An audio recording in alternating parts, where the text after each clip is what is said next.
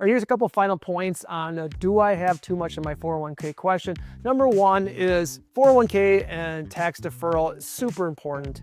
If you're able to deduct and not to pay at a high tax rate because you're a high earner, and then have complete control of your tax rate when you after retirement, it can be a significant advantage. I've seen that, and you don't want to necessarily give up on that. Second is just the cost of college, meaning that if you're thinking, so I need to slow down my 401k savings so I can ramp up my college savings, is the big question is how much you're paying for your child now versus going to be in college. So in my example, I said 30,000 and 30,000. Well, then it's just cash flow and it's more about tax strategy than anything else.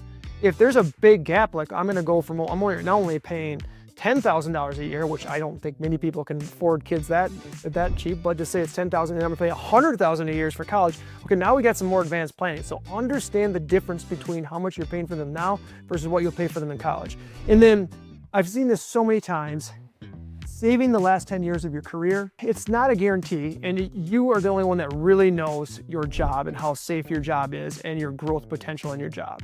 But like in my illustration, if your income keeps growing and it's growing at a higher pace than what your expenses are growing at, many times this last 10 years of your life, you're able to put away a lot. That's why I showed that the 200,000 can get to 1.5 million. And I might've been a little conservative on those numbers. I've seen people put way more. So they've gone from say only $10,000 that time in their life to $2 million because of so much additional earnings they had later in their career.